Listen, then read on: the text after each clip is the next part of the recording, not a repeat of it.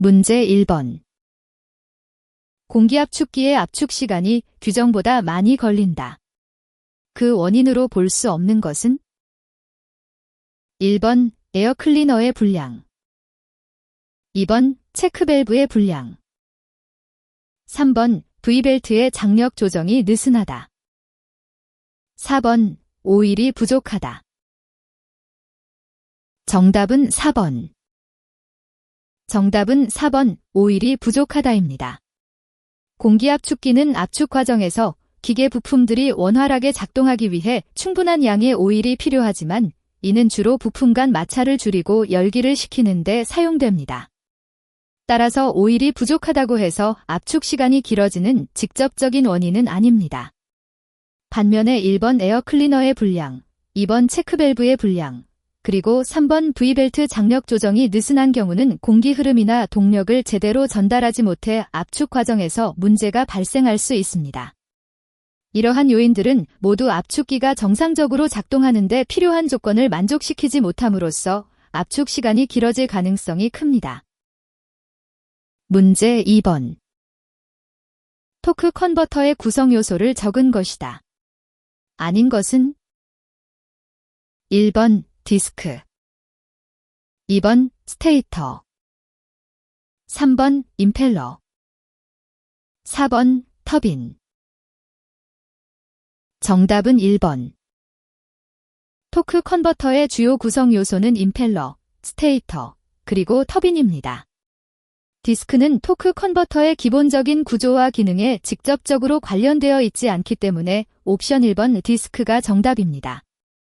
임펠터는 유체를 회전시키고 스테이터는 이동하는 유체의 방향을 바꾸어 토크를 전달하며 터빈은 받은 토크를 기계적인 운동으로 변환합니다. 따라서 2번, 3번, 그리고 4번의 구성 요소들은 모두 토크 컨버터가 정상적으로 작동하는 데 필요한 중요한 부분들입니다. 문제 3번. 다음은 도저의 종류를 나타낸 것이다. 이 중 틀린 것은? 1번 스트레이트 불도저, 2번 앵글 도저, 3번 틸트 도저, 4번 블레이드 도저. 정답은 4번. 정답은 4번 블레이드 도저입니다.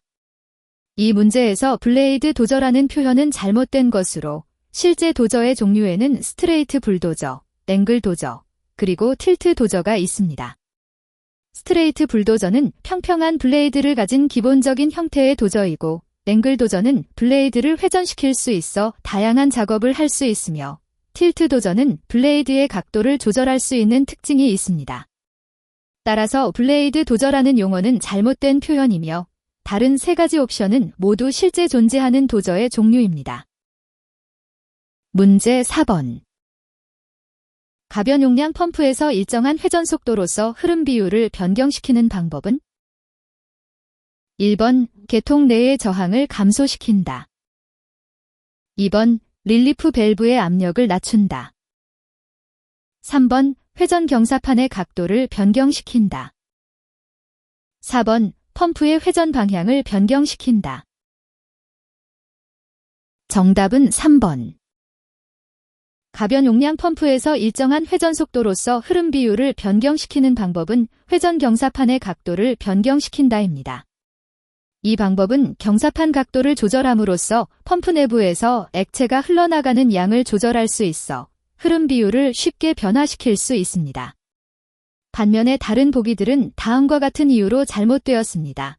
1번은 개통 내 저항 감소는 흐름량을 증가시키지만 펌프 자체의 흐름 비율 조절과 직접 관련이 없습니다. 2번은 릴리프 밸브 압력 낮춤은 시스템에서 과도한 압력을 방지하는 데 사용되며 흐름량을 직접 조절하는 것은 아닙니다. 4번은 펌프 회전 방향 변경은 주로 흐름 방향만 바꾸는 역할을 하므로 흐름 비율의 변화에는 관련이 없습니다. 문제 5번. 변속기를 2단에 넣고 운전했다. 이때 기관의 토크는 30kgfm, 추진축의 회전수는 400분당 회전수, 뒷바퀴의 회전수는 80분당 회전수, 변속기 2단의 감속비는 6.5이다. 이 건설기계 구동바퀴에 전달되는 토크는 얼마인가?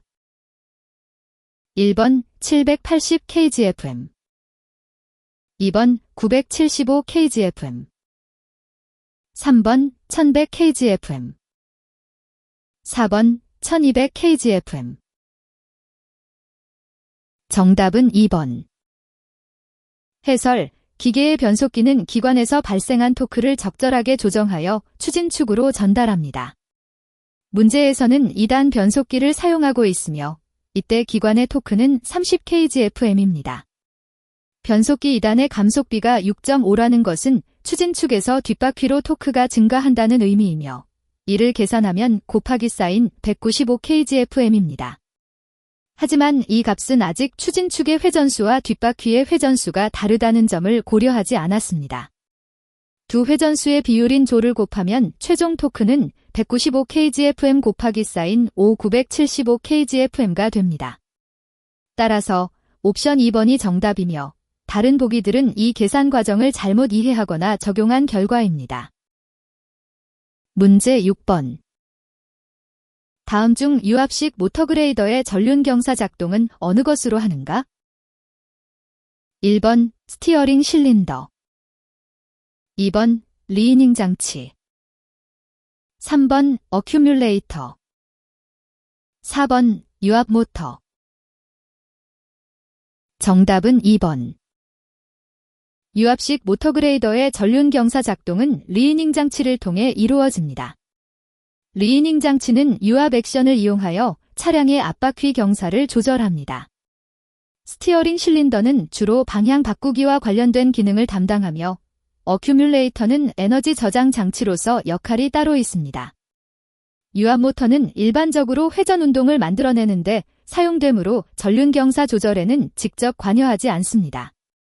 따라서 정답은 2번 리이닝 장치입니다. 문제 7번.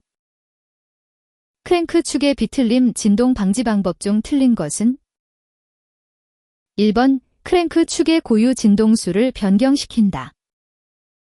2번 감소의 작용체를 제거한다. 3번 감소의 작용을 하지 않는 진동체를 다시 설치한다. 4번 폭발 순서를 변경한다. 정답은 2번. 정답은 D번 감소의 작용체를 제거한다입니다. 크랭크 축의 비틀림 진동을 방지하려면 그 진동이 증가하는 요인들을 줄여야 합니다. 감소의 작용체는 진동을 흡수하고 줄이는 역할을 하는데 이를 제거하면 오히려 진동 문제가 악화될 수 있습니다. 1번은 크랭크 축의 고유 진동수를 바꾸어 진동과의 공명을 피하려고 합니다. 이는 효과적인 방법입니다. 3번은 감소의 작용이 없는 새로운 부품을 설치하는 것이므로 진동 문제 해결에 전혀 도움이 되지 않습니다. 4번은 폭발 순서를 조정하여 균형을 맞추는 방식으로 비틀림 진동을 줄이는 데 효과적입니다. 문제 8번. 방향지시 등의 전멸이 느린 원인으로 옳지 않은 것은?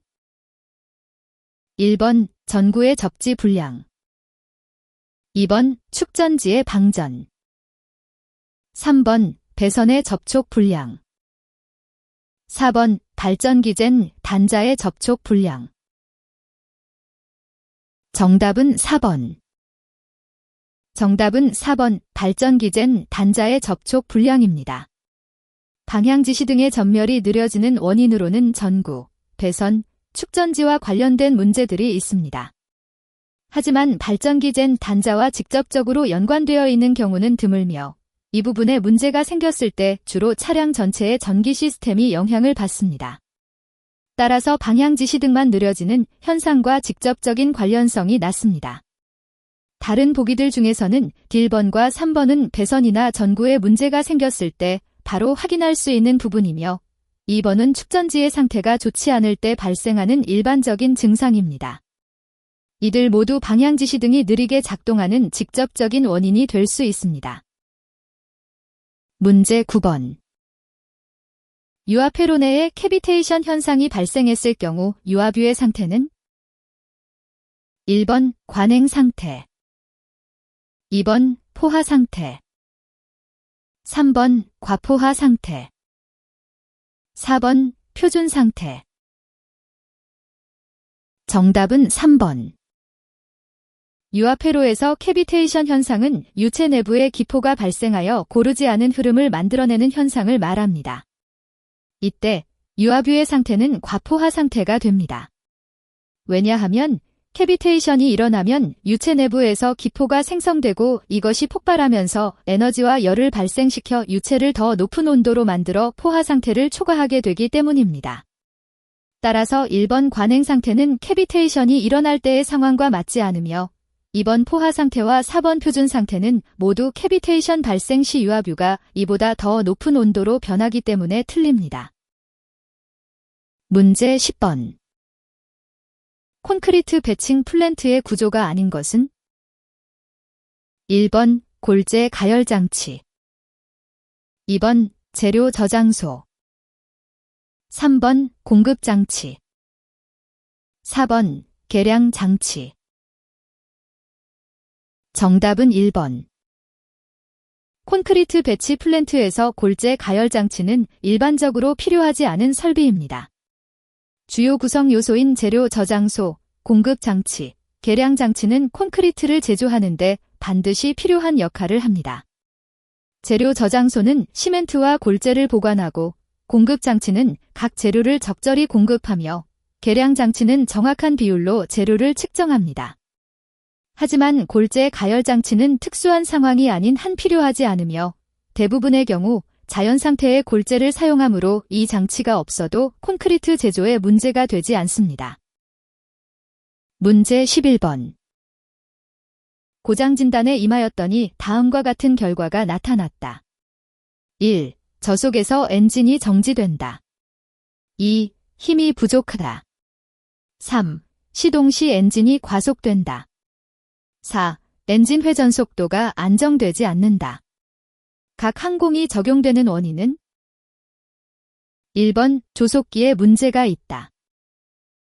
2번 엔진이 실화된다. 3번 엔진의 오일량이 너무 많다. 4번 연료계통의 연료 압력이 낮다. 정답은 1번. 정답은 1번 조속기에 문제가 있다입니다. 엔진이 저속에서 정지되고 힘이 부족하며 시동 시 과속되는 현상은 모두 조속기가 제대로 작동하지 않을 때 발생하는 문제점과 일치합니다. 조속기는 엔진의 회전수를 안정적으로 유지하는 데 중요한 역할을 하며 문제가 생기면 엔진이 정상적인 속도를 유지하기 어렵게 됩니다. 2번은 엔진이 실화된다는 내용으로 이 경우에도 힘이 부족하거나 과속되는 현상이 나타날 수 있지만 저속에서 엔진이 정지되는 것은 직접적으로 연관성이 낮습니다. 3번과 4번은 각각 오일량과 연료 압력의 문제로 이러한 문제가 발생하면 엔진 작동에 영향을 미치지만 주어진 증상들과는 직접적인 관련성이 떨어집니다. 따라서 가장 적합한 원인은 조속기의 이상입니다. 문제 12번. 굴삭기에서 버킷 실린더 내경이 80mm, 작용 압력이 35kgf 제곱센티미터일 때 버킷에 작용하는 힘은 얼마인가? 1번 280kgf, 2번 2800kgf, 3번 175.9kgf, 4번 1759kgf. 정답은 4번. 정답은 4번인 1759kgf입니다. 이 문제를 해결하기 위해서는 버킷 실린더의 내경과 작용 압력을 이용하여 계산해야 합니다. 버킷에 작용하는 힘을 구하려면 먼저 실린더의 단면적을 구한 후 그 값에 작용 압력을 곱합니다. 실린더의 내경은 80mm이므로 반지름은 40mm이고 이 값을 이용해 파이아우로 단면적을 계산하면 약 5027제곱밀리미터입니다. 이를 제곱센티미터로 변환하면 502.7제곱센티미터가 됩니다. 따라서 작용압력인 35kgf 제곱센티미터를 곱하면 버킷에 작용하는 힘이 약 1759kgf가 됩니다. 다른 보기들은 실린더의 단면적 계산이나 단위 변환에서 오류가 발생했거나 힘의 계산 과정에서 잘못된 값을 사용한 것으로 보입니다. 문제 13번. 디젤 기관의 실린더 헤드 정비에 관한 내용 중 틀린 것은? 1번 엔진이 과열되거나 동결되면 헤드 변형이 예상된다. 2번 헤드 게스킷이 파손되었을 때는 카본이 퇴적되지 않는다.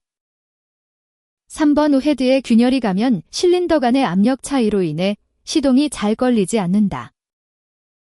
4번 스틸 게스킷은 강판만으로 제작하여 초고온, 고압축 디젤 엔진에 주로 사용한다. 정답은 2번.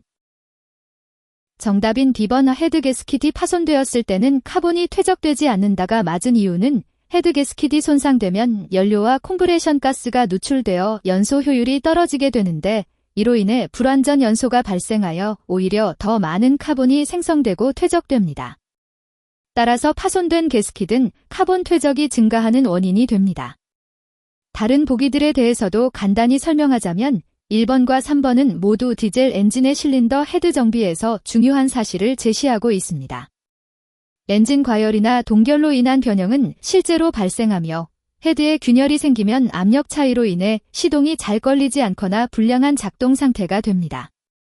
4번의 경우 스틸 게스킷도 다양한 재료를 사용하여 제작되며 단순히 강판만으로 이루어지는 것은 아니므로 이 또한 틀린 내용입니다.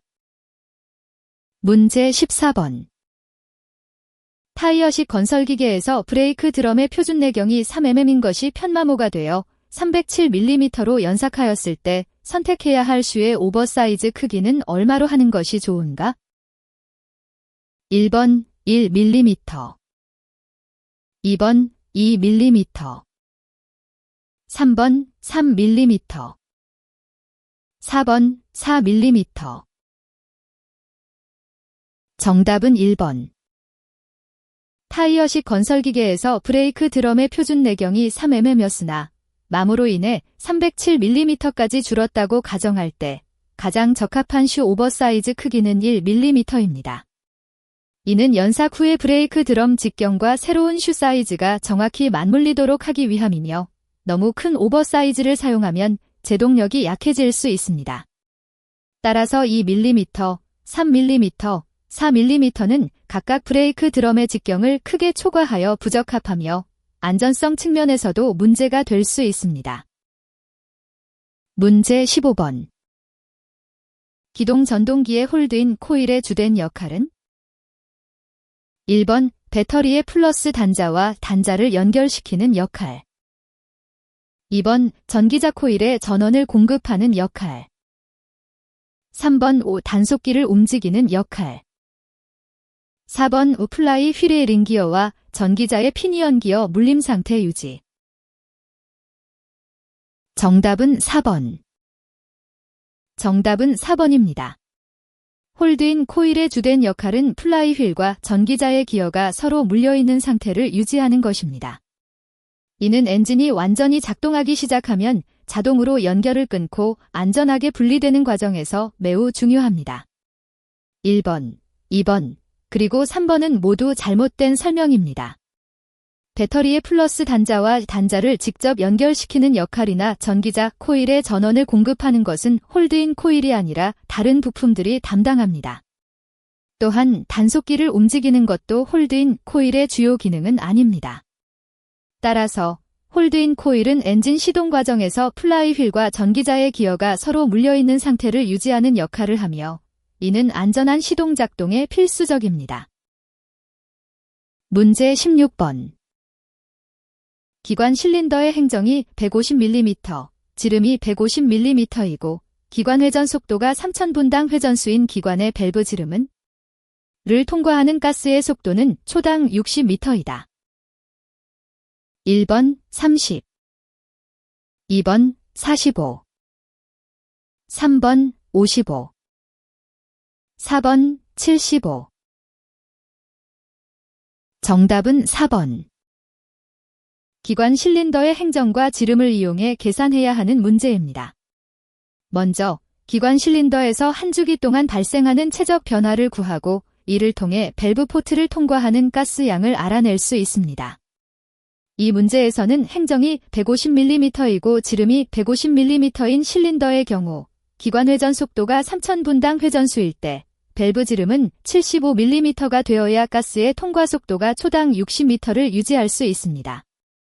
다른 옵션들은 이 계산에 필요한 조건을 충족시키지 못하거나 실제 물리적 상황에서 불가능한 값이므로 제외됩니다. 간단히 말해 주어진 조건 하에서는 밸브 지름이 75mm여야 가스의 통과 속도가 문제에서 제시된 초당 60m를 유지할 수 있습니다.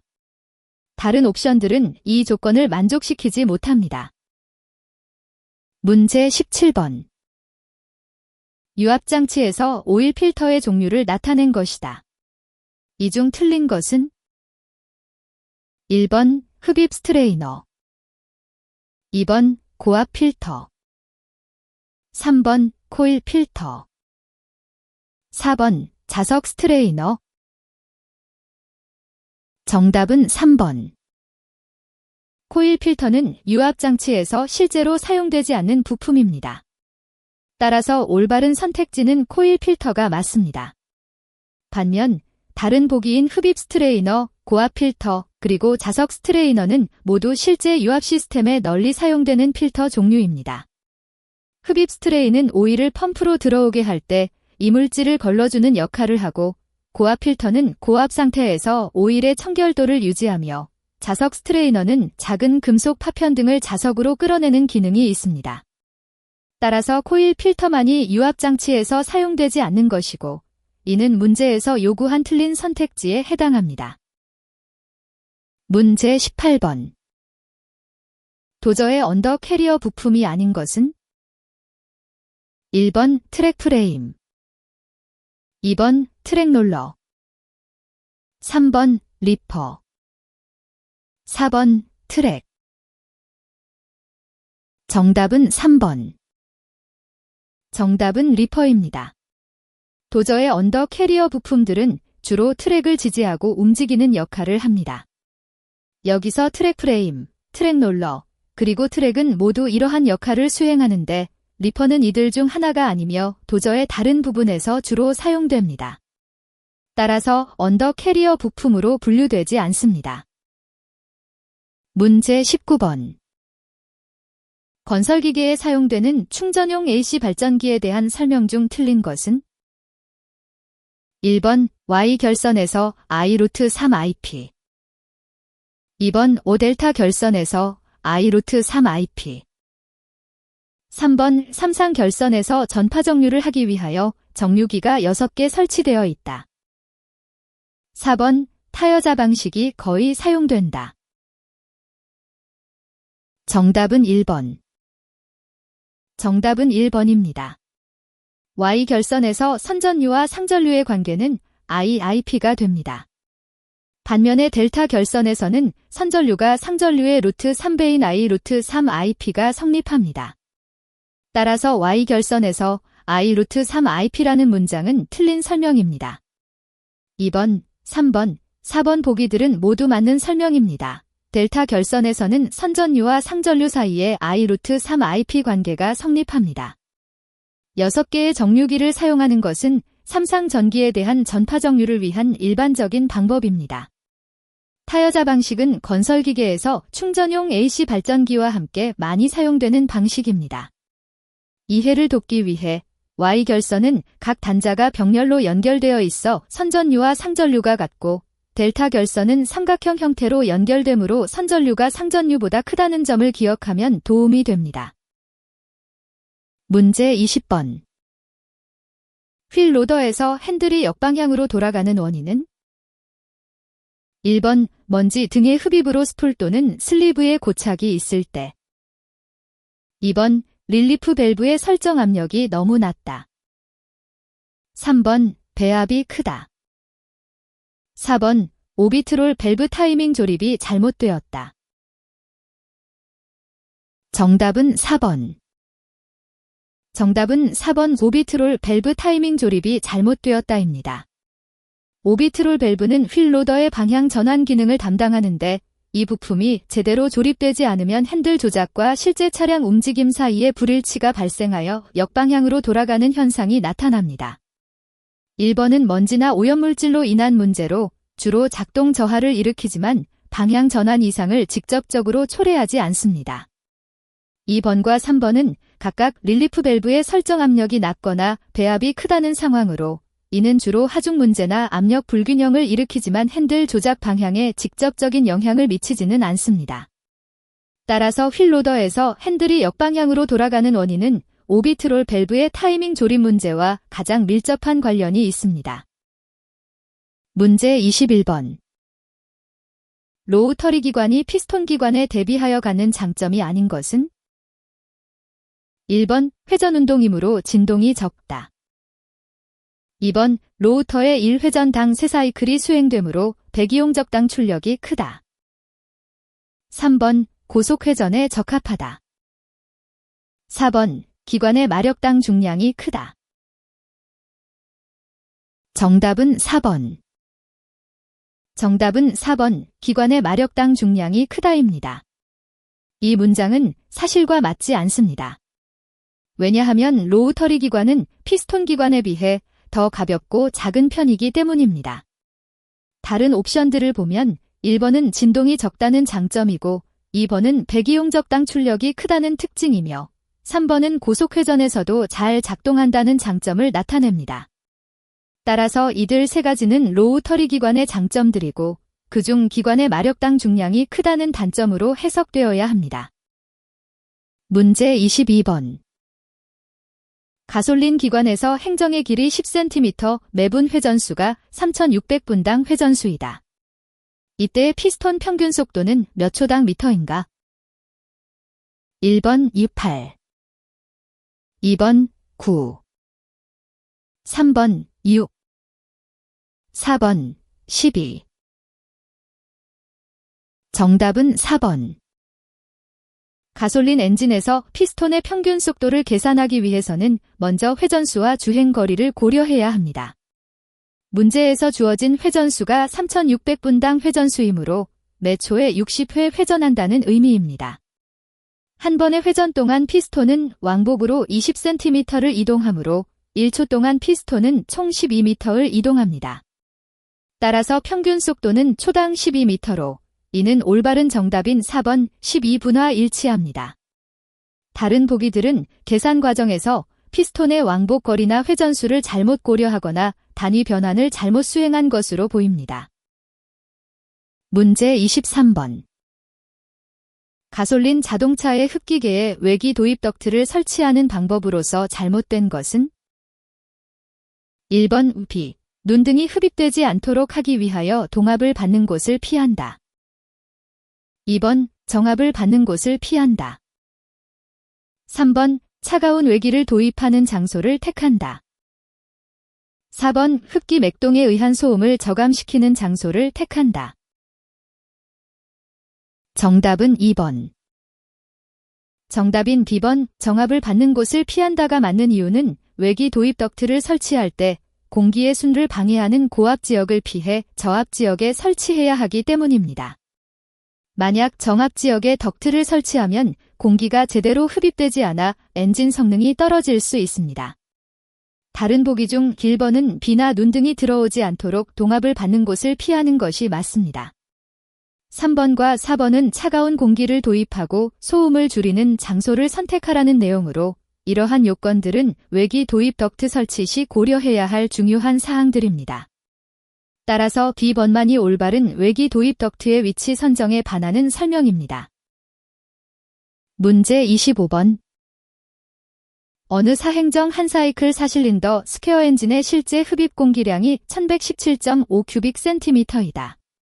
최적 효율은 1번 80%, 2번 75%, 3번 70%, 4번 65%.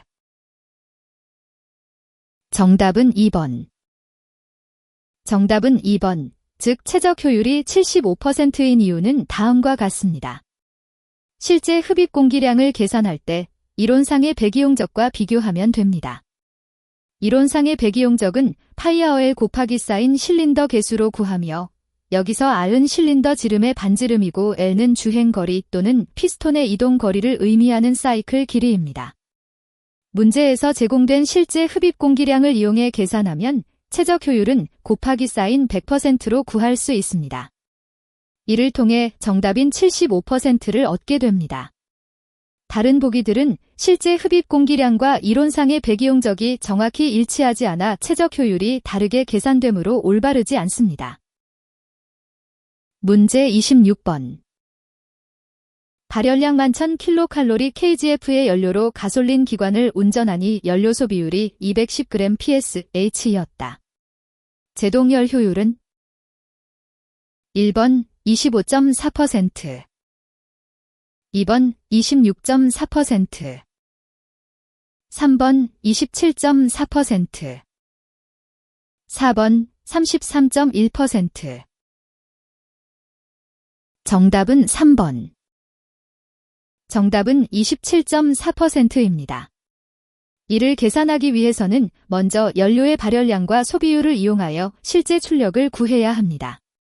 이 문제에서 연료 소비율이 210g psh이고 연료의 열량이 11,000kcal kgf라고 주어졌으므로 제동열 효율은 을 계산하게 됩니다. 이를 통해 실제 출력을 구한 후 이 값을 입력으로 하여 제동열 효율을 계산하면 27.4%를 얻게 됩니다. 다른 보기들은 계산 과정에서 소비율이나 발열량의 적용이 잘못되었거나 효율을 잘못 계산했기 때문에 틀립니다. 예를 들어 제동열 효율을 잘못 이해하거나 전체 에너지 중 실제 사용된 에너지를 잘못 추정하면 다른 값으로 결과가 나올 수 있습니다. 간단히 말해 문제에서 주어진 정보를 정확하게 적용하여 계산해야만 올바른 답인 27.4%를 얻을 수 있습니다. 문제 27번. 도시 연료 소비율의 향상과 거리가 가장 먼 것은? 1번 압축비의 감소, 2번 냉각 손실 저감, 3번 펌프 손실 저감, 4번 시간 손실 저감. 정답은 1번.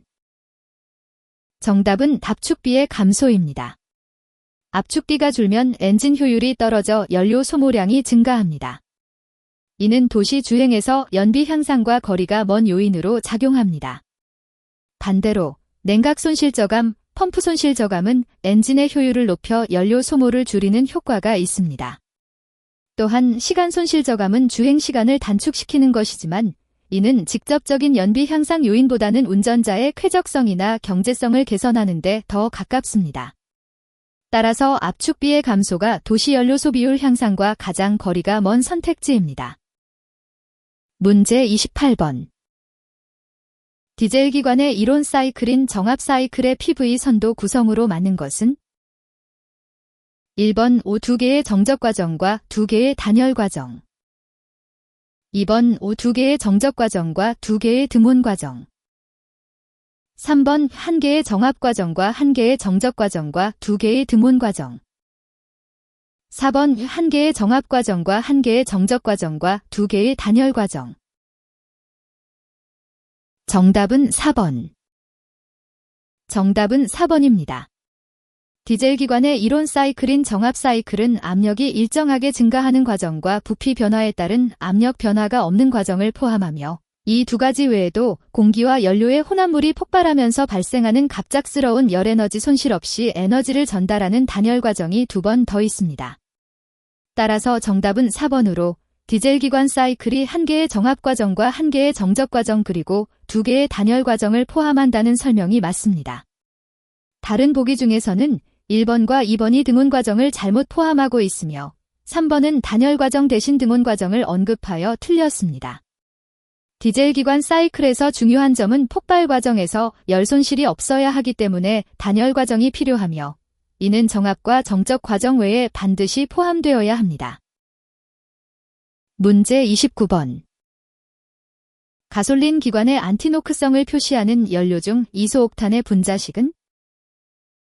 1번 C8H18, 2번 C7H16, 3번 C7H14, 4번 C8H12.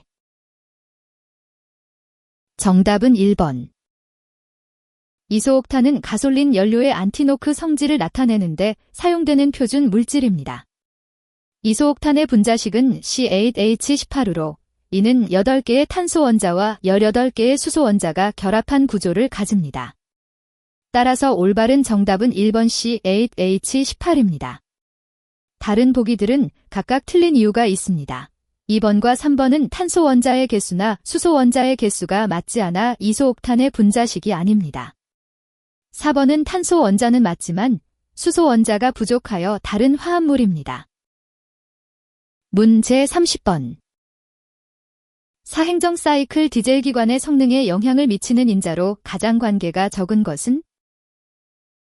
1번 부스트 압력, 2번 흡기관 온도, 3번 배기관 온도, 4번 배압.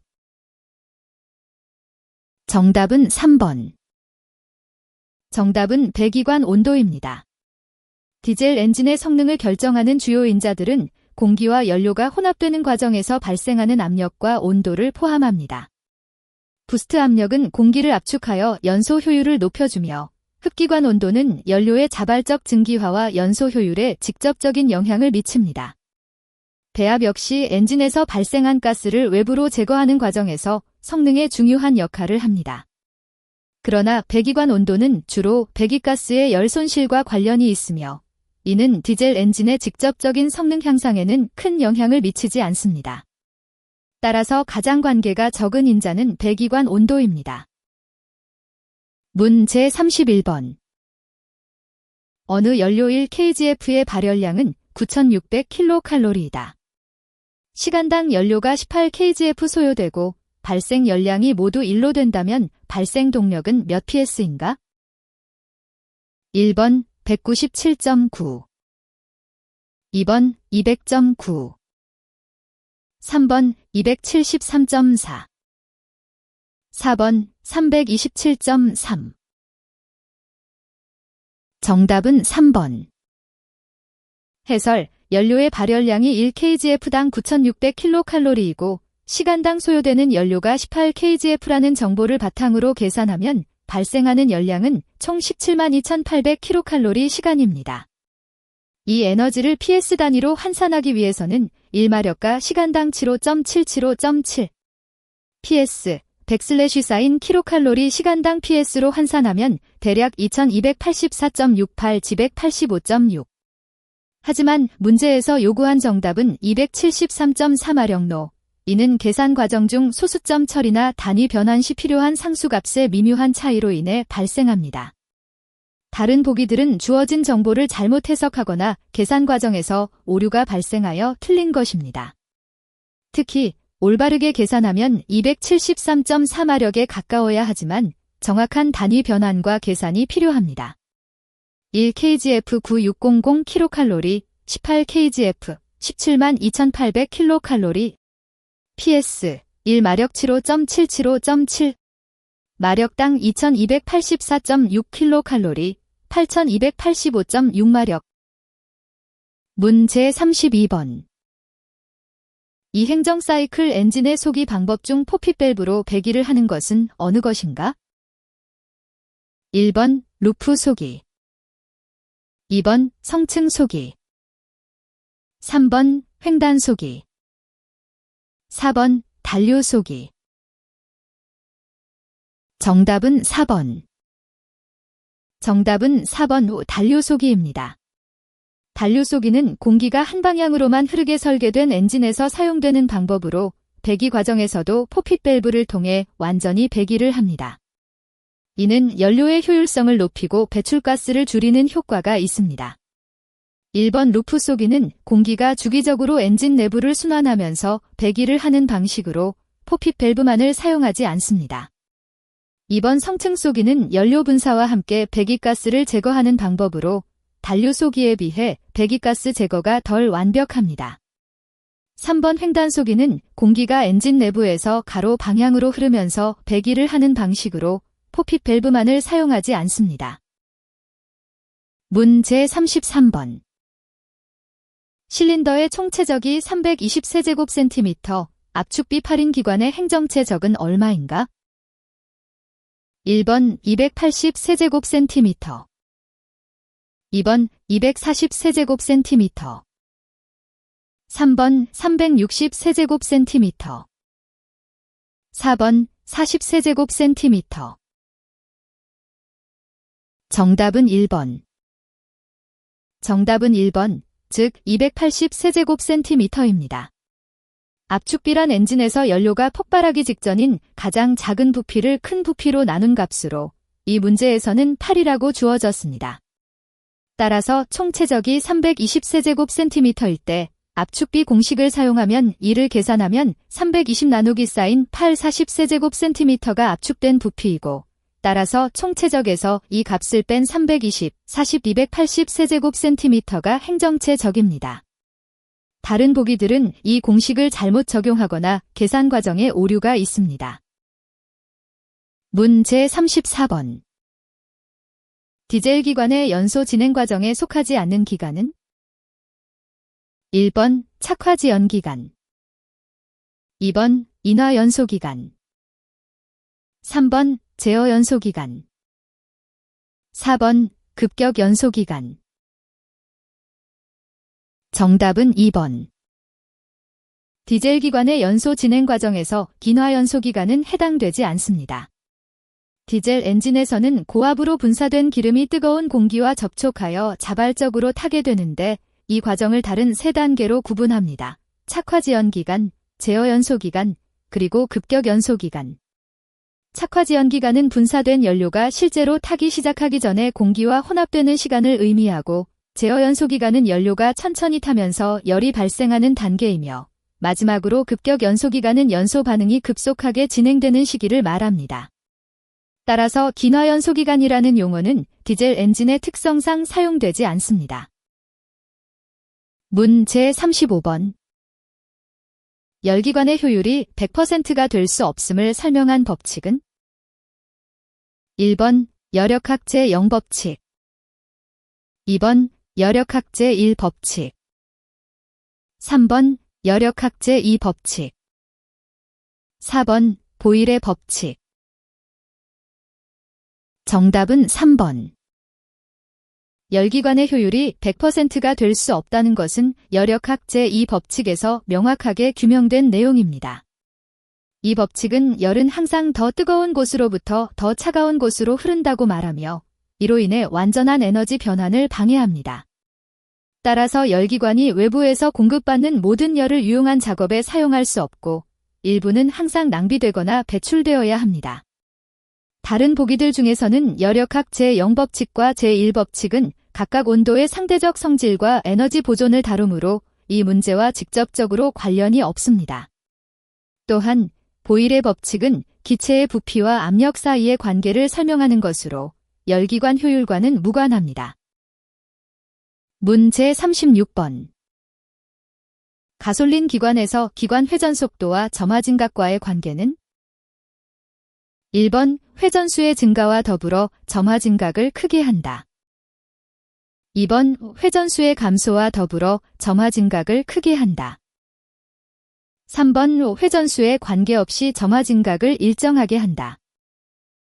4번 토크의 증가에 따라 점화 진각을 크게 한다.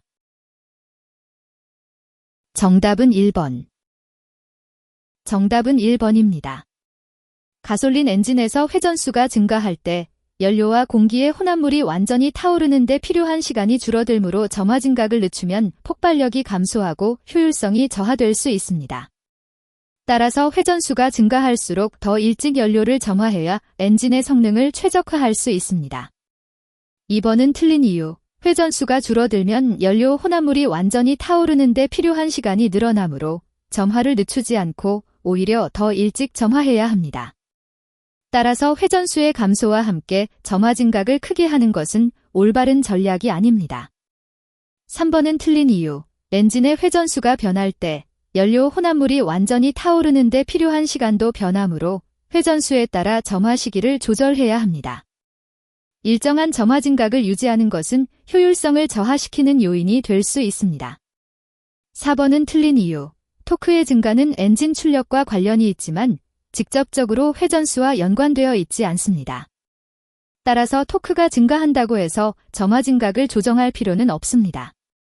회전수가 변하는 것이 더 중요한 요인이 됩니다. 문 제37번. 다음 중 고속 디젤 기관의 기본 사이클은 어느 것인가? 1번 정압 사이클, 2번 브레이턴 사이클, 3번 카르노 사이클, 4번 복합 사이클. 정답은 4번. 고속 디젤 기관의 기본 사이클은 복합 사이클입니다. 이는 디젤 기관이 압축을 통해 연료를 자발적으로 점화시키므로 완전한 평형 사이클 중 하나로 간주되며 실제 작동 과정에서 연료율을 높이는 데 효과적입니다. 반면에 정압 사이클은 연료가 외부에서 직접 공급되는 가스기관의 특징이므로 디젤 기관과는 맞지 않습니다. 또한 브레이턴 사이클은 순수한 가스터빈 엔진에서 주로 사용되며 카르노 사이클은 이론적인 연료율을 계산하는 모델로서 실제 기관에서는 적용하기 어렵습니다. 문 제38번. 전자제어 디젤 기관에서 컴퓨터가 연료 분사량을 제어하기 위해서는 각종 센서로부터 입력된 신호를 가지고 제어하게 되는데 연료 분사량 제어와 가장 관계없는 센서는 1번 엔진 회전수 센서, 2번 냉각수온 센서, 3번 흡기 다기관 압력 센서, 4번 분사시기 감지 센서. 정답은 4번. 정답은 4번 분사시기 감지 센서입니다. 연료 분사량을 제어하기 위해서는 엔진의 회전수, 냉각수 온도, 그리고 흡기 다기관 압력 등이 중요한 요소로 작용합니다. 하지만 분사시기 감지 센서는 분사가 정확히 이루어졌는지를 확인하는 역할을 하므로 연료 분사량 자체를 조절하는 데 직접적으로 관여하지 않습니다. 1번의 엔진 회전수 센서는 엔진이 얼마나 빨리 돌아가는지를 측정하여 적절한 연료 분사를 결정하는 데 중요한 정보를 제공합니다. 2번의 냉각수온 센서는 엔진 온도에 따른 연료 분사량을 조절하는 데 필요한 데이터를 제공하며 3번의 흡기 다기관 압력 센서는 공기 중압과 연관된 연료 분사량을 결정하는 데 필수적입니다. 따라서 이들 세 가지 센서는 모두 연료 분사량 제어에 직접적으로 관련이 있습니다. 문 제39번. 다음 중 기관의 윤활유 분류에 있어 점도에 의한 분류 방법에 속하는 것은? 1번 SAUE 분류 방법, 2번 AUPI 분류 방법, 3번 AS-톤 램, 4번 레드우드 지수. 정답은 1번. 정답은 1번 SAE 분류 방법입니다. SAE는 미국 자동차 엔지니어링 협회를 의미하는데 이 기관에서는 윤활유의 점도에 따라 분류하는 방식을 사용합니다. 즉, 온도 변화에 따른 윤활유의 유동성을 측정하여 숫자로 표기해요. 이번 AOPI는 미국 연비협회를 의미하는데 이 기관은 주로 윤활유의 성능과 품질을 평가하는 데 초점을 맞춥니다. 따라서 점도 분류보다는 다른 측면에서 분류합니다. 3번 AS-톤 램은 미국 재료 및 시험협회를 의미하는데 이 역시 다양한 기준으로 윤활유를 평가하지만 주로 물리적 성질이나 화학성 등을 중심으로 하기 때문에 점도에 특화된 분류는 아닙니다. 4번 레드우드 지수는 실제로 윤활유의 점도를 측정하는 방법 중 하나이지만 이 자체가 분류 방식은 아니고 단순히 점도 값을 얻기 위한 테스트입니다. 문 제40번. 기관을 냉각시키는 작용을 하는데 필요한 부품이 아닌 것은? 1번 물펌프, 2번 냉각팬, 3번 공기량 센서, 4번 수온 조절기. 정답은 3번. 기관을 냉각시키는 데 필요한 부품은 물펌프, 냉각팬, 수온 조절기가 있습니다. 이들 부품들은 기관에서 발생하는 열기를 제거하거나 내보내는 역할을 합니다.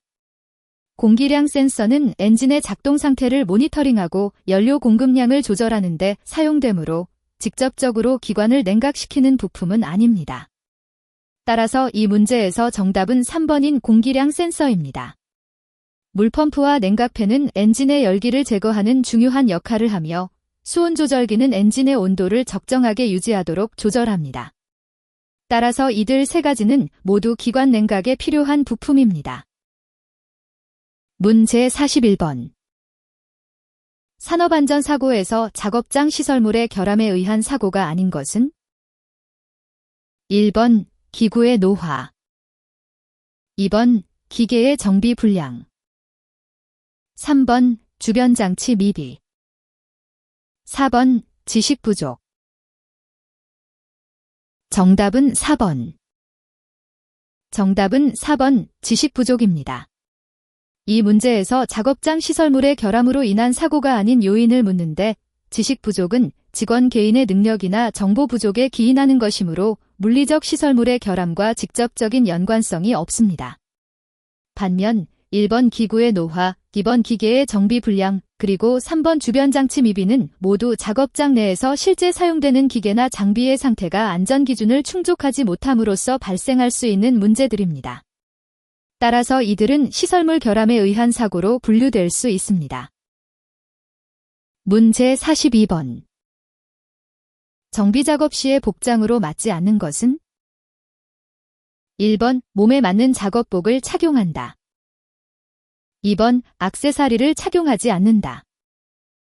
3번 수건을 허리춤에 끼거나 몸에 감는다. 4번 상의 옷자락이 밖으로 나오지 않도록 한다. 정답은 3번. 정답은 3번 수건을 허리춤에 끼거나 몸에 감는다입니다. 정비 작업 중에는 안전이 최우선이며 수건이나 다른 소품을 몸에 지니고 있으면 작업 도중 이들이 기계나 장치와 부딪히거나 엉키게 되어 사고 위험이 커집니다. 따라서 작업복은 몸과 잘 맞아야 하며 액세서리를 착용하지 않아야 하고 상의가 밖으로 나올 수 없도록 해서 안전하게 유지해야 합니다. 이러한 이유로 3번이 올바른 답이며 다른 보기들은 모두 정비 작업 시 추천되는 복장 규칙입니다. 문제 43번. 유압 작동유가 구비해야 할 조건으로 틀린 것은? 1번 냄새가 없을 것, 2번 비중이 클 것, 3번 내화성이 클 것, 4번 열 방출이 잘 될 것. 정답은 2번. 유압 작동유가 갖춰야 할 조건 중 비중이 클 것은 틀린 선택지입니다. 유압 시스템에서는 작동유의 비중이 적당해야 하며 너무 무거운 유체는 시스템 내에서 원활한 움직임을 방해하고 에너지를 낭비할 수 있습니다. 반면에 냄새가 없을 것, 내화성이 클 것, 열 방출이 잘 될 것은 모두 유압 작동유의 중요한 특징으로 안전성과 효율성을 높이는 데 필수적입니다. 따라서 비중보다는 유체의 무게 대신 유동성과 열 전달 성능을 고려해야 합니다. 문제 45번. 다음 작업 중에서 장갑을 끼고 작업을 해도 좋은 것은? 1번 드릴 작업, 2번 선반 작업, 3번 용접 작업, 4번 밀링 작업. 정답은 3번. 정답은 용접 작업입니다. 장갑을 끼고 용접 작업을 하는 것은 안전상 필요한 조치입니다. 용접 작업 중 발생하는 열과 불꽃, 그리고 날카로운 금속 파편으로부터 손을 보호하기 위함이죠. 반면에 드릴, 선반, 밀링 작업은 고속 회전이나 강한 힘 때문에 장갑을 착용하면 손가락이 끼일 위험이 있어 안전하지 않습니다. 따라서 이들 작업에서는 장갑 착용 대신 다른 방식의 보호장구를 사용해야 합니다. 문제 46번. 압축 공기를 사용하는 공구에는 반드시 어떤 장치가 있어야 하는가? 1번 완충장치, 2번 급정지장치, 3번 과속방지장치, 4번 압력조정장치. 정답은 4번. 정답은 4번 압력조정장치입니다. 압축 공기를 사용하는 공구에서는 작업 중 안전을 위해 공기 압력을 조절할 수 있는 장치가 반드시 필요합니다. 이 장치는 공구의 작동 범위 내에서 안전하게 압력을 유지하거나 조정하여 공구를 파손시키지 않으면서도 최적의 성능을 발휘하도록 합니다. 1번 완충장치와 2번 급정지장치, 그리고 3번 과속방지장치는 각각 다른 역할을 하는데 이들 장치는 공구 작동 중 발생 가능한 위험 상황에 대비한 보조장치로 압력 조절에 직접적인 기능은 없습니다. 문제 47번. 다음 펌프 중 용접형 펌프인 것은? 1번 원심 펌프, 2번 혼유형 펌프, 3번 충류 펌프, 4번 베인 펌프. 정답은 4번. 정답은 4번 베인 펌프입니다. 베인 펌프는 회전하는 날개 모양의 로터가 작동하면서 공기와 같은 가스를 압축하거나 이송하기 때문에 용접형 펌프에 속합니다. 반면 원심 펌프와 충류 펌프는 주로 유체를 이동시키며 혼유형 펌프는 가스와 액체의 혼합물을 처리하는 데 사용되므로 용접형 펌프에 해당하지 않습니다. 문제 48번. 차량용 파워 스티어링에 사용하는 유압장치 베인 펌프에서 베인이 나오지 않고 유압유의 점도가 높을 때 발생하는 고장 설명으로 올바른 것은? 1번 기름의 누설이 증대된다. 2번 진동이 일어나 멎지 않는다. 3번 핸들의 복귀가 한쪽만 나쁘다. 4번 핸들의 좌우가 모두 무거워진다. 정답은 4번. 정답은 4번 핸들의 좌우가 모두 무거워진다입니다. 베인 펌프에서 베인이 나오지 않고 유압유의 점도가 높을 때 파워 스티어링 시스템에 필요한 압력이 제대로 공급되지 않아 핸들 조작이 어려워집니다. 이로 인해 운전자가 핸들을 좌우로 움직일 때 큰 힘이 필요하게 되는데 이것은 양쪽 방향 모두에서 나타납니다.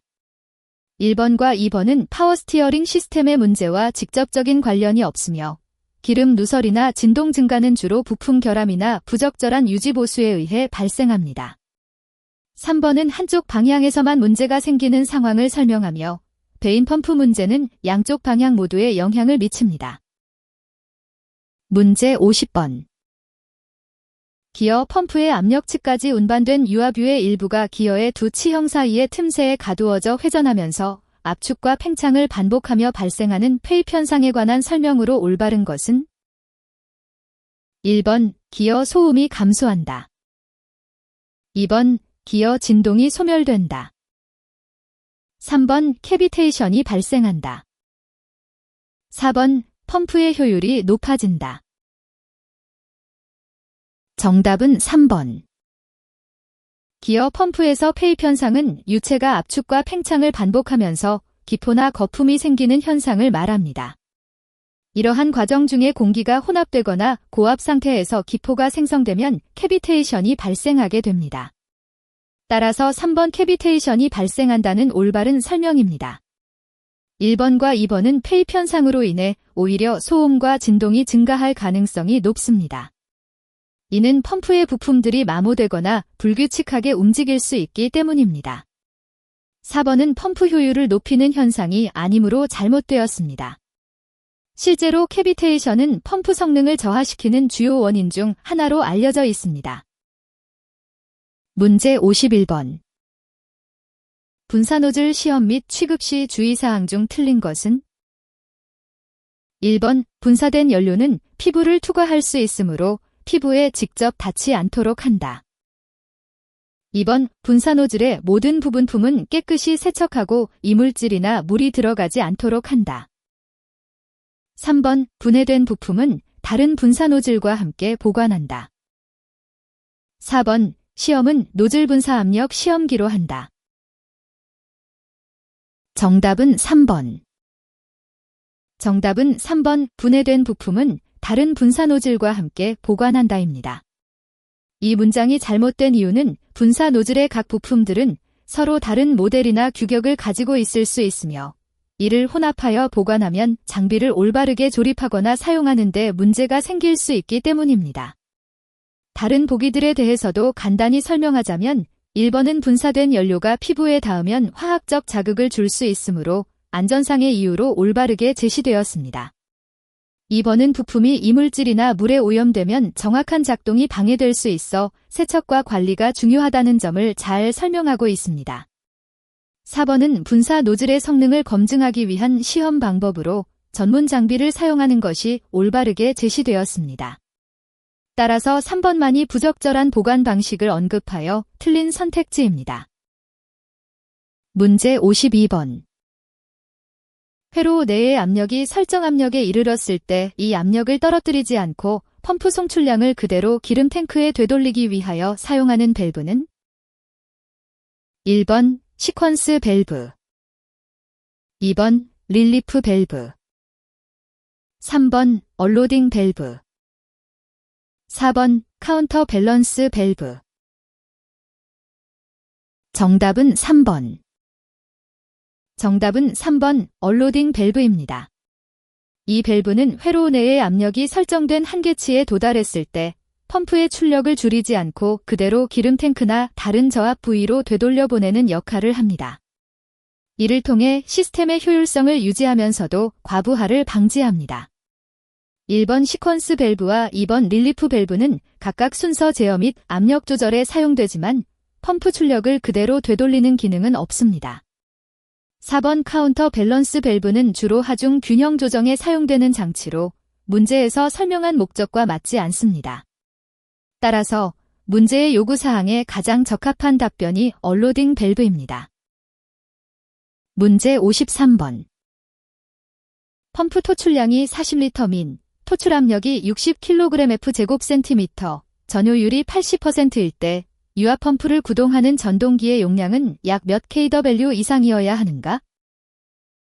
1번 2kW, 2번 3kW, 3번 4kW, 4번 5kW. 정답은 4번. 해설. 유압 펌프의 토출량이 40리터 분이고 이는 분당 약 0.67리터 제스이스이며 토출 압력은 60kgf/cm입니다. 이를 바탕으로 유압 펌프가 사용하는 파워를 계산하면 압력과 흐름량을 이용해 전력을 구할 수 있습니다. 여기서 중요한 것은 전효율이 80%라는 점으로 실제 펌프에 필요한 전기는 더 커야 합니다. 이를 고려해 계산하면 정답은 5kW 이상의 전동기가 필요하다는 것을 알 수 있습니다.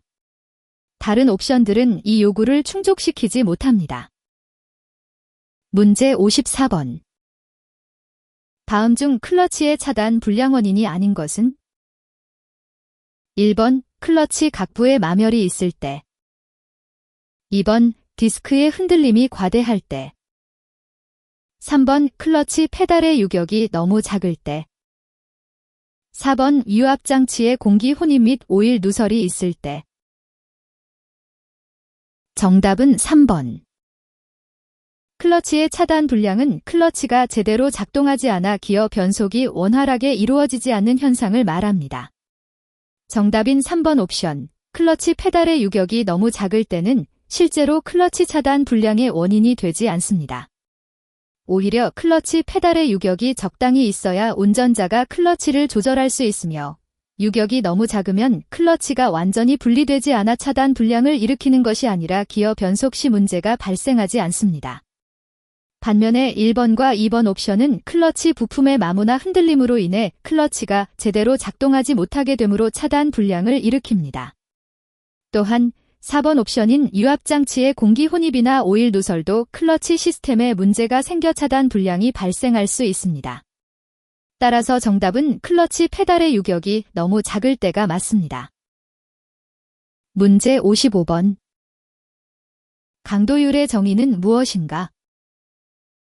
1번 연 노동시간 합계 1000만시간당 근로손실 일수, 2번 재해 근로자 1000명당 그 기간의 근로재해 건수, 3번 연 노동시간 합계 100만시간당 재해의 발생 건수, 4번 연 근로시간 1000시간당 발생한 근로손실 일수.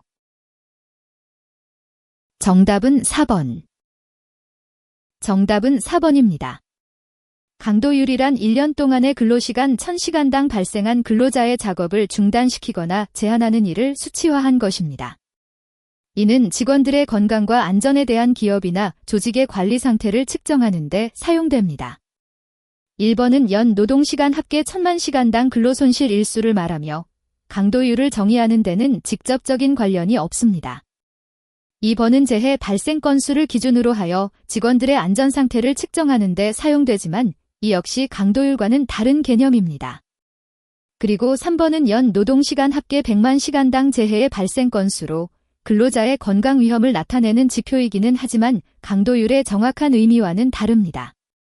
따라서 강도율은 주어진 근로시간에서 실제로 일할 수 없게 된 시간을 측정하는 것으로 이에 가장 가까운 설명이 4번입니다. 문제 56번. 다음 중 기계 작업을 할 때의 주의사항으로 적합하지 않은 것은? 1번 기어와 벨트 전동 부분에는 보호 커버를 씌운다.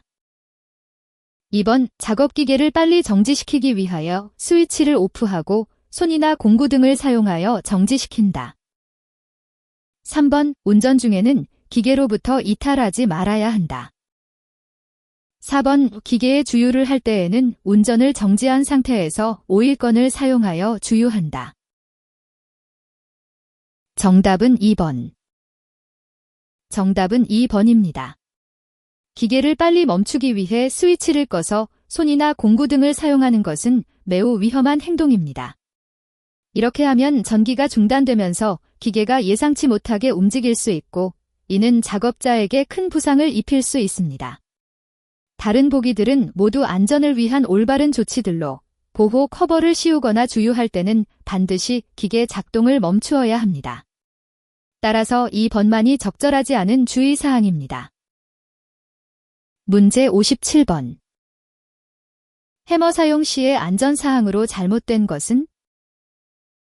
1번 쐐기를 박아서 자루가 단단한 것을 사용한다.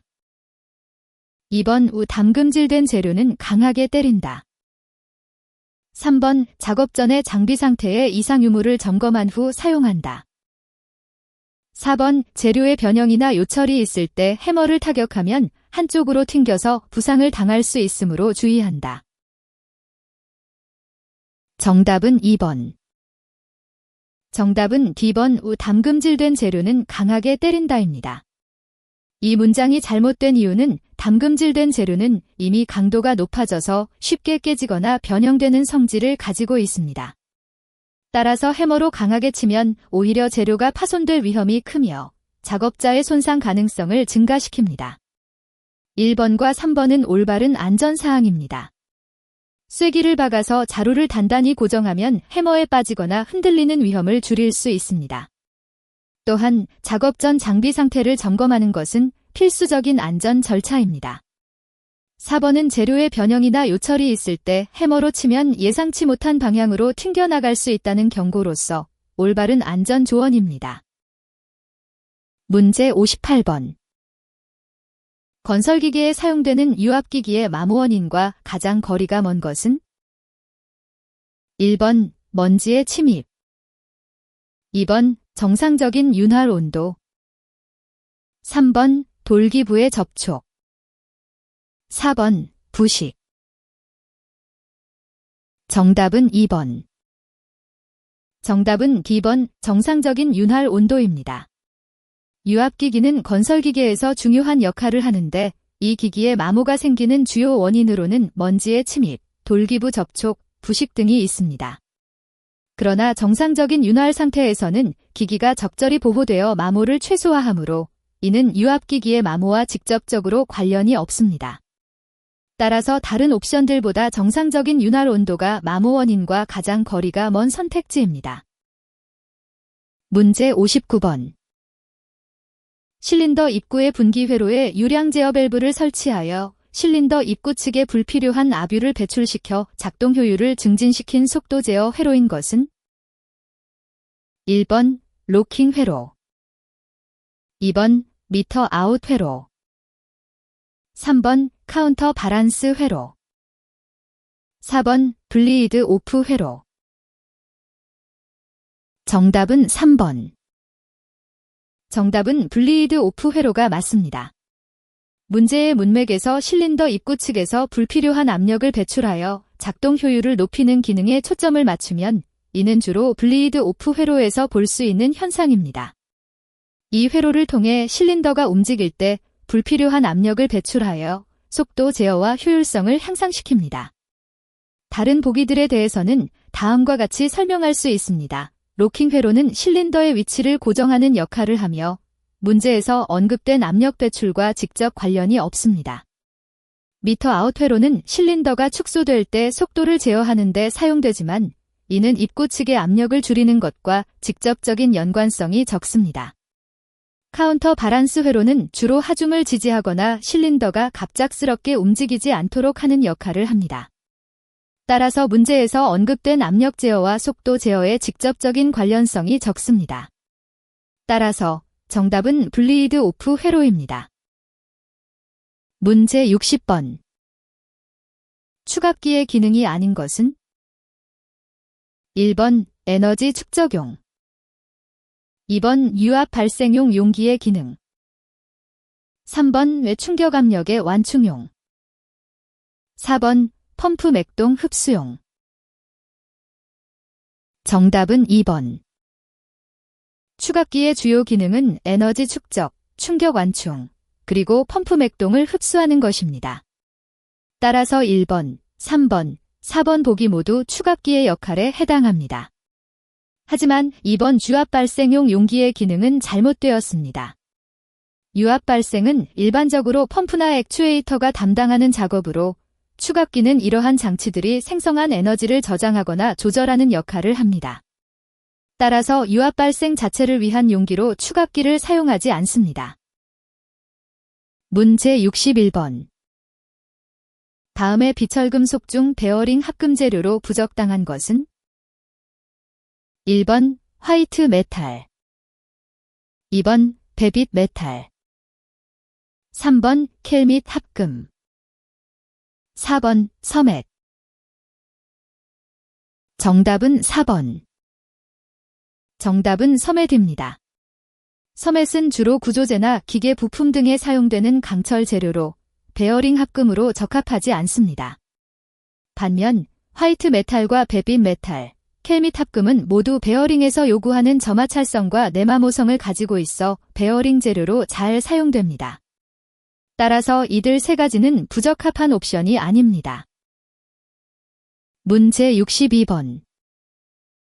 길이 30cm의 봉이 인장력을 받아 1mm 신장되었을 때 길이 방향 변형률은?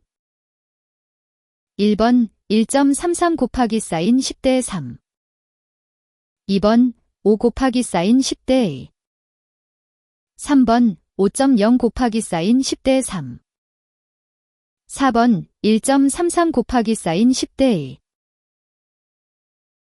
정답은 3번. 길이 방향 변형률은 물체가 길이를 늘렸을 때 그 변화량을 원래 길이로 나눈 값입니다. 이 문제에서 봉의 원래 길이는 30cm이고 인장력으로 인해 1.5mm 신장되었습니다. 따라서 변형률은 도 곱하기 사인 10의 마이너스 3제곱입니다. 이를 통해 정답은 3번이 맞습니다. 1번과 4번의 답변은 분자나 분모에서 잘못 계산하거나 단위를 바꾸지 않았기 때문에 틀렸습니다. 2번은 변형률을 잘못 이해했거나 계산 과정에 오류가 발생한 것으로 보입니다.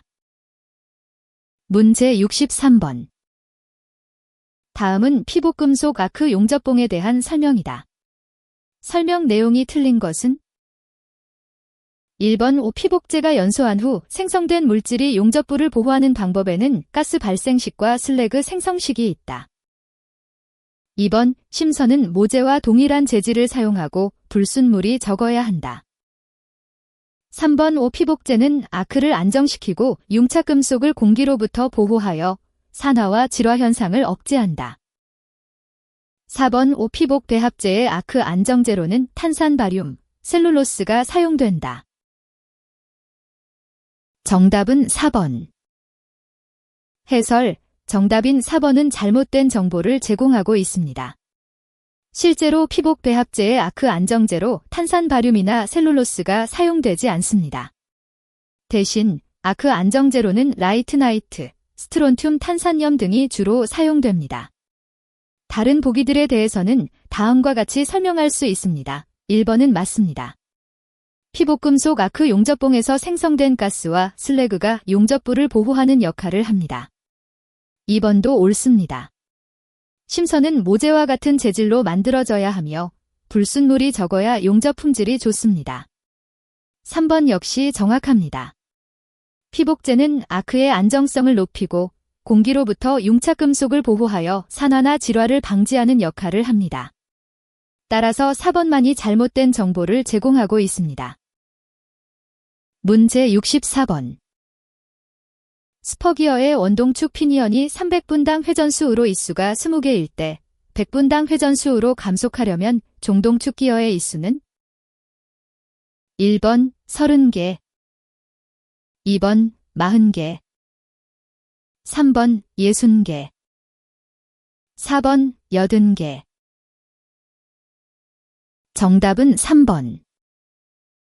스퍼기어 시스템에서 원동축 피니언의 회전수를 감속시키려면 종동축 기어의 있수가 더 많아야 합니다. 문제에서 주어진 조건은 원동축 피니언이 300분당 회전수로 회전하고 이 피니언의 있수가 20개임을 알 수 있습니다. 이를 통해 감속비를 계산하면 종동축 기어는 60개의 있수를 가져야 합니다. 따라서 3번이 정답입니다. 다른 옵션들은 감속비가 맞지 않아 틀립니다. 1번과 2번은 회전수가 너무 빠르게 줄어들고 4번은 너무 느려져 원하는 감속 효과를 얻을 수 없습니다. 문제 65번.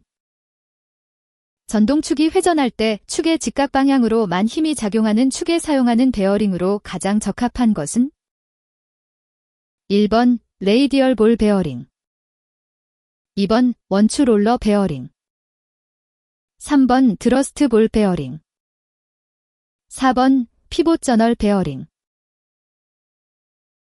정답은 1번.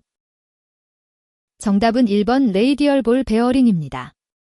이 베어링은 회전축의 직각 방향으로 작용하는 힘, 즉 원심력이나 중력을 효과적으로 받쳐주는 역할을 합니다. 따라서 전동축이 회전하면서 축과 수직 방향으로 발생하는 힘을 잘 견디는 데 적합합니다. 이번의 원추 롤러 베어링은 주로 축의 평행한 방향으로 작용하는 큰 힘, 즉 축력을 받쳐주는 설계를 가지고 있어 이 문제에서는 적절하지 않습니다. 3번 드러스트 볼 베어링과 4번 피봇 저널 베어링은 각각 회전축의 토크나 다양한 방향의 힘에 대응하도록 설계되어 있지만 주로 직각 방향으로 작용하는 힘을 받치는 데 특화된 레이디얼 볼 베어링보다 효율적이지 않습니다. 문제 66번. 강의 경도를 높이기 위한 방법으로 730에서 800도로 가열한 후 물이나 기름 속에서 급냉시키는 열처리는 1번 풀림, 2번 불림, 3번 담금질, 4번 뜨임. 정답은 3번. 정답은 담금질입니다. 담금질은 강철을 높은 온도에서 가열한 후 급격하게 식혀 강성을 높이는 과정으로 문제에 제시된 730에서 800도의 가열과 물이나 기름 속에서의 급냉이 바로 담금질을 의미합니다. 풀림, 불림, 그리고 뜨임은 각각 다른 열처리 방법으로 강도나 경도를 낮추거나 변형시키는 목적이 있어 이 문제와 맞지 않습니다. 담금질은 강철의 경도를 높이는 데 효과적인 방법이므로 강의 경도를 높이기 위한 올바른 열처리 방법인 것입니다. 문제 67번. 너트의 이완 방지 방법 중 잘못된 것은 1번 위중 너트를 사용, 2번 고정 나사를 사용, 3번 스프링 와셔를 사용, 4번 가스켓을 사용. 정답은 4번. 정답은 4번 가스켓을 사용입니다. 가스켓은 주로 기계 부품 사이의 공기를 차단하거나 누출을 막기 위해 사용되며 너트와 볼트를 고정하는 역할에는 적합하지 않습니다. 반면에 이중 너트, 고정 나사, 스프링 와셔는 모두 부품이 움직이지 않도록 고정하거나 흔들림을 방지하는 데 효과적입니다. 따라서 가스켓은 너트의 이완 방지를 위한 적절한 방법이 아닙니다. 문제 68번. 다음 주철 중 인장 강도가 높아 차량의 프레임이나 캠 및 기어용 부품 등에 적합한 것은? 1번 회주철, 2번 칠드주철, 3번 백주철, 4번 가단주철. 정답은 4번. 정답은 4번 가단주철입니다. 가단주철은 인장 강도가 높아서 차량의 프레임이나 캠, 기어 같은 부품에 적합합니다. 이는 가단주철이 다른 주철보다 더 견고하고 튼튼하기 때문입니다. 반면 회주철은 연성과 가공성이 좋지만 인장 강도가 낮아 이런 구조용 부품에는 적합하지 않습니다. 칠드주철이나 백주철은 충격 저항력이 뛰어나긴 하지만 인장 강도 측면에서는 가단주철에 미치지 못합니다. 따라서 이들 주철 중에서 차량의 구조 부품용으로 가장 적합한 것은 가단주철이라고 할 수 있습니다. 문제 69번. 동일한 크기의 전다능력이 작용하는 원형 단면 보의 지름을 2배로 하면 전다능력은 얼마로 감소하는가? 1번 16분의 1, 2번 8분의 1, 3번 4분의 1, 4번 2분의 1. 정답은 3번. 정답은 3번, 즉 4분의 1입니다. 원형 단면의 지름을 2배로 늘리면 그 면적은 원의 넓이 공식인 파이아어에 따라 4배가 됩니다.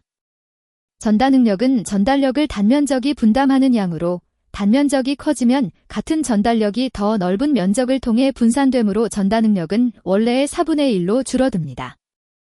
따라서 지름을 2배로 키울 때 전다능력은 그대로라면 단면적이 넓어져서 실제로는 4분의 1로 감소합니다. 다른 옵션들이 틀린 이유는 다음과 같습니다. 원의 면적은 반지름의 제곱에 비례하므로 지름이 2배가 되면 면적이 넓어지는 양이 그보다 더 커집니다. 따라서 전다능력이 줄어드는 정도도 이에 따라 2분의 1나 8분의 1, 16분의 1과 같은 옵션들은 실제 물리적 원리를 따르지 않습니다. 문제 70번. 시멘트 기계와 같이 모래, 먼지 등이 들어가기 쉬운 부분에 주로 사용되는 나사는? 1번 유니파이 나사, 2번 톱니 나사, 3번 둥근 나사, 4번 관용 나사. 정답은 3번. 정답은 둥근 나사입니다. 이 나사는 모래나 먼지가 들어가는 것을 방지하기 위해 특수하게 설계되었습니다. 따라서 시멘트 기계와 같은 장소에서 특히 유용합니다. 유니파이 나사, 톱니 나사, 그리고 관용 나사는 각각 다른 용도로 사용되며 먼지나 이물질을 차단하는 특별한 설계가 없습니다. 따라서 이들 나사는 시멘트 작업과 같은 환경에서 문제가 될 수 있습니다. 간단히 말해 둥근 나사는 그 특수한 구조 때문에 다른 종류의 나사보다 더 깨끗하고 안전하게 사용할 수 있는 장점이 있습니다. 문제 71번. 주로 굽힘작용을 받으면서 회전력은 거의 전달하지 않는 축으로 가장 적당한 것은?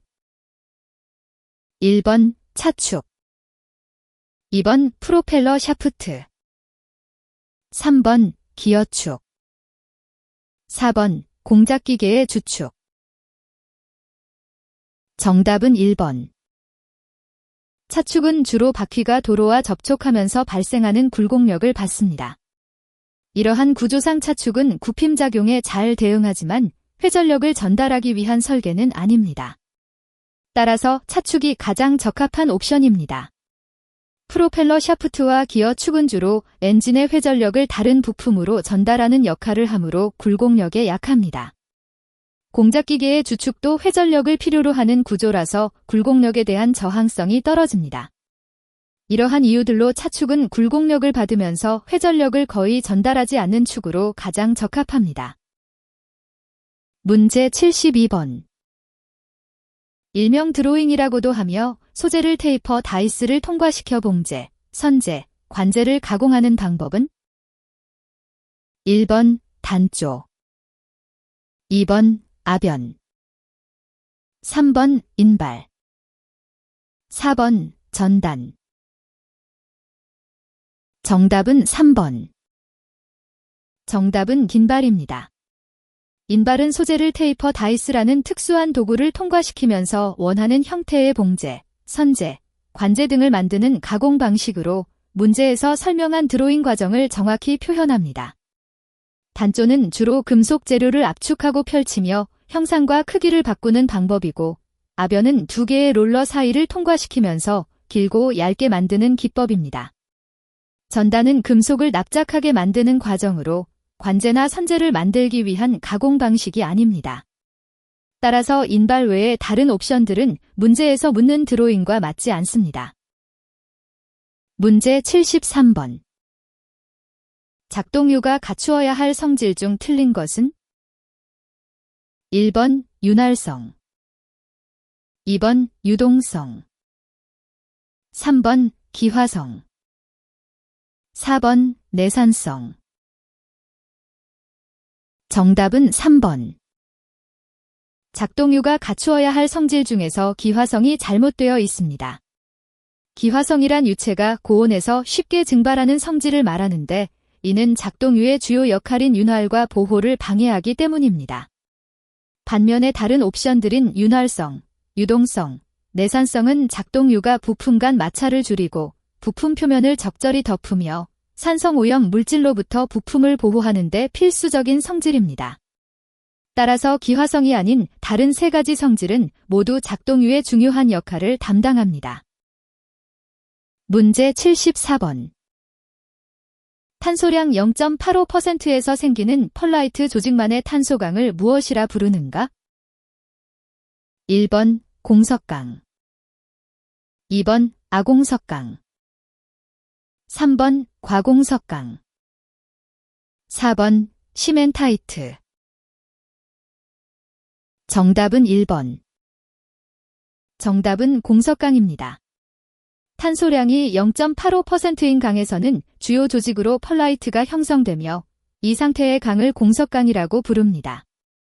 공석강은 탄소가 적당히 녹아들어 강도와 경도가 높으면서 동시에 가공성이 좋은 특성을 가지고 있습니다. 아공석강, 과공석강, 그리고 시멘타이트는 각각 다른 조건에서 형성되는 조직입니다. 아공석강은 탄소량이 더 적을 때, 과공석강은 탄소량이 더 많을 때, 시멘타이트는 특수한 열처리 과정을 거친 후에 주로 발생하는 조직으로 0.85%의 탄소에서는 해당되지 않습니다. 문제 76번. 기어 이수 25개, 피치원의 지름 75mm인 표준 스퍼기어의 모듈은 얼마인가? 1번 3, 2번 9.42, 3번 8.5, 4번 6. 정답은 1번. 정답은 1번, 즉 모듈이 3입니다.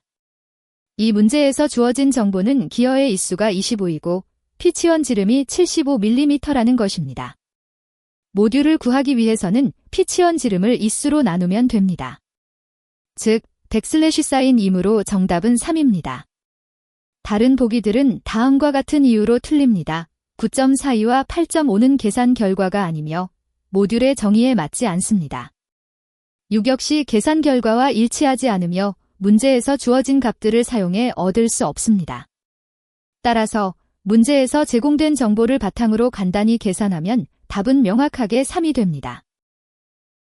문제 77번. 다음 용접부의 검사 중 비파괴 검사법에 해당하는 것은? 1번 인장시험, 2번 피로시험, 3번 화학분석, 4번 침투검사. 정답은 4번. 정답은 4번 침투검사입니다. 비파괴 검사는 물리적 손상 없이 제품의 결함이나 상태를 확인하는 방법으로, 침투검사는 용접부의 극히 미세한 틈새나 결함을 찾아내는 대표적인 비파괴 검사법입니다. 1번 인장시험과 2번 피로시험은 물리적 힘을 가해 제품의 내구성을 측정하는 시험이므로 용접부를 파괴할 수 있습니다. 또한 3번 화학 분석은 용접 재료의 성분을 분석하는 데 사용되며 이 역시 비파괴 검사법이 아닙니다. 따라서 침투 검사를 제외한 나머지 옵션들은 모두 비파괴 검사가 아닌 다른 종류의 검사 방법입니다. 문제 78번. 70m의 물속의 수압은 수은주의 높이로 약 몇 m인가? 1번 0.68 2번 36.4 3번 3.68 4번 5.15 정답은 4번. 수압은 물의 깊이에 따라 결정되며 이 문제에서는 70m 1g 세제곱센티미터 13.6 13,600kg 세제곱미터 100/사인 70m 100/사인 피 1100/사인 타임즈 9.8 100/사인 타임즈 70 68만 6100/사인 파 100/사인 100/사인 데이치 세이치지 100/사인 프렉 68만 6천만 3600 100/사인 타임즈 9.8 100/사인 어프락시메이트 5.15m 100/사인 49.15 1, 2 문제 79번. 어미자의 눈금이 1mm이고 어미자 49mm를 50등분하였다면 버니어 하이트 게이지의 최소 측정값은? 1번 0.1mm 2번 0.2mm 3번 0.25mm 4번 0mm 정답은 2번. 정답은 2번인 0.2mm입니다. 어미자에서 49mm를 50등분하면 각 등분 간의 거리는 0.98mm가 됩니다. 그러나 버니어 카플처는 이 사이의 미세한 움직임을 측정하는데 여기서 중요한 것은 가장 가까운 두 등분 간의 차이를 이용해 더 정밀하게 측정한다는 점입니다. 따라서 0.98mm를 50등분하면 각 단위는 약 0.02mm가 되어 이 값을 최소 측정값으로 사용합니다. 1번과 3번, 그리고 4번은 정밀도 측면에서 더 높거나 낮아 실제 구간을 50등분했을 때의 값과 일치하지 않기 때문에 틀립니다. 문제 80번.